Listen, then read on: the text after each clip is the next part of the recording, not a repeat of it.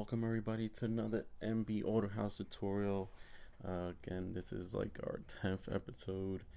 A little under the weather, so my voice is going to sound a little different.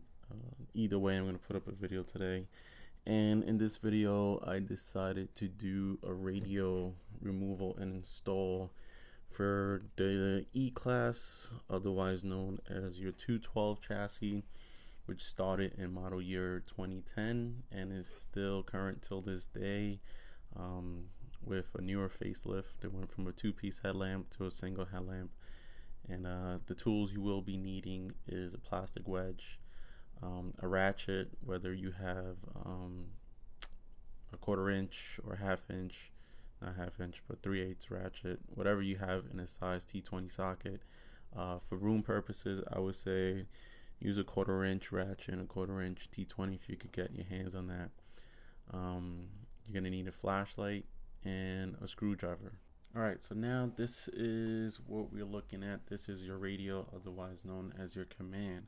First thing we have to remove is this nice vent and wood strip, which is all in one. So what we do first is we open the glove box and you will see two sliding tabs that have to face straight down. Get your plastic wedge for this so you don't scratch anything. This was kind of hard to do, filming and holding this thing at the same time. So you see me use a little instrument cluster tool there. But basically what it does is this has to slide down just like that did. There is two that have to go down, and that's what they look like. Now once you have done this, we will have to focus on the center vents. Right here there is tabs that have to be pulled out. Again, you could use a pick for this. The wedge itself is too large to fit in there, or you could use an instrument cluster tool. This is a Mercedes tool used to pull out the older clusters, but again you could use like a 90-degree pick, 45-degree pick. A nice long one and skinny will work just fine. So here it's a little hard to see at first because the vents get in the way, but what I do is I get it in the space in there, and what I do is I pick it out. As you can see there, it was flat at one point, now it's sticking out. That's what holds the center vent in place. So here now I'm focusing on the right side center vent. I do the same thing, and I'll show you a nice close-up of what they look like when they're sticking out. Alright, so now I'm gonna try to do a nice close-up for you guys. You can see it right there. It is actually sticking out. It was flat before, and now what I could do is get my plastic wedge once again, go underneath the whole piece. This is all one piece, and you can see it is flexing there, and the section right above your EIS, start prying that with your plastic wedge. Get it loose from side to side, and then here we go. Now I stick more of the wedge inside and it pops right out.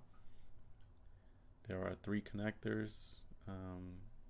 You have to disconnect each one of those, and then once you do so, this whole center piece is free to go.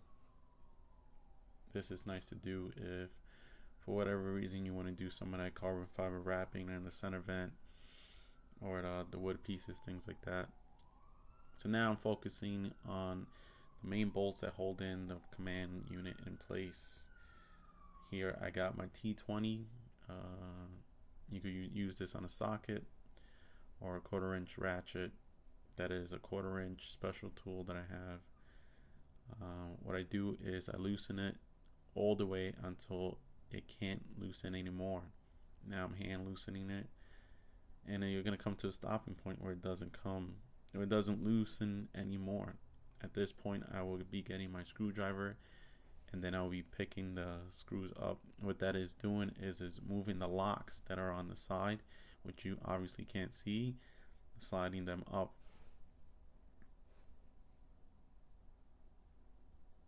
Alright, so at this point I finish hand loosening them all the way as much as I can. Now I get my screwdriver, and you see the screw itself comes up. What that is doing is that is connected to locks that will let the command unit actually come out forward. So I do the same thing to the other side. Screw is popped up now. That is releasing the locks. But now you have to do it again, continue loosening. And what I do is I continue loosening it on both sides, and I also pull on the radio until it gets all the way loose. As you can see there, I do one side, then I do the other side, and then I pull on the radio, and voila, pulls right out. Now it's loose. Now, before you rip this thing out of its housing, you can see the bolts are sticking up, or the screws. Now, you have to disconnect. This is all one piece. Here was considered your lower control panel, which controls your heat seaters and I believe some headrest piece on there. You pull it forward. Do not pull it all the way out. This is you have to remove one of these connectors on the side here. If not, that you will probably rip that whole connector out. But this is all this is two pieces, but there's actually bolts that hold this. What is considered your lower control panel, which is your seat heaters and some headrest remove thing from the command.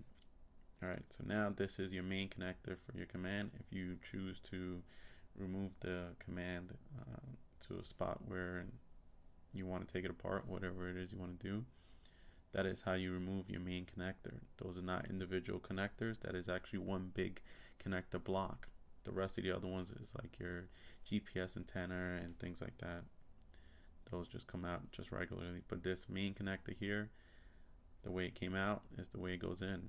It goes on the up position of the connector, right there. That has to be slid up, facing up, and then you face it down, and then you actually slide the tab down and it locks it in place just like that. So that's it for this tutorial.